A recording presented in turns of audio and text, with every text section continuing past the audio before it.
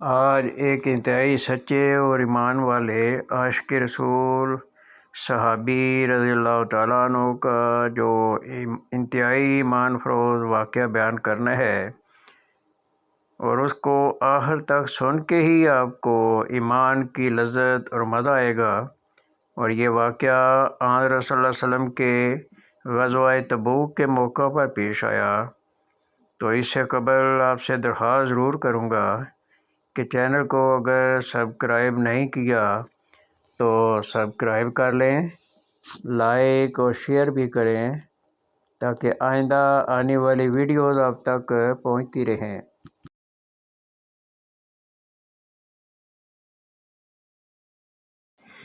بہرحال غزوہ تبوک کے لیے جب آپ صلی اللہ علیہ وسلم نکلے تو اس وقت شدید گرمی تھی، بڑا لمبا سفر تھا، ویران صحرا سے گزرنا تھا، بہت بڑے لشکر کا سامنا تھا۔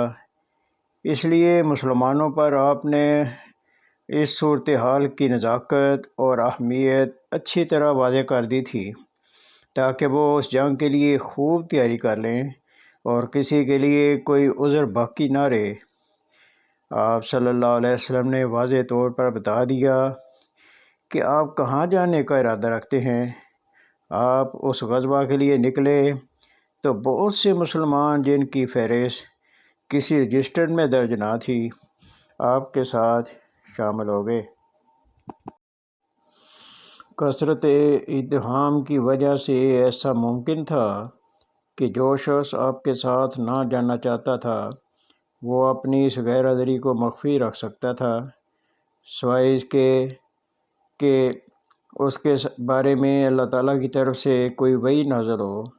غرض حضرت صلی اللہ علیہ وسلم جب اس جنگ کے لیے نکلے تو پھل پکے ہوئے تھے اور شدید گرمی کی وجہ سے سائے اچھے لگتے تھے، اور میرا دل آرام طلبی کی طرف مائل تھا، اور مجھے اپنی فصلوں کا بھی خیال آتا تھا۔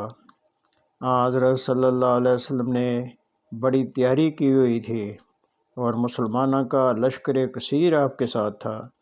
میں نے کئی دفعہ ارادہ کیا کہ تیاری کر کے آپ سے جا ملوں، لیکن اس کو عملی جامہ نہ پہنا سکا۔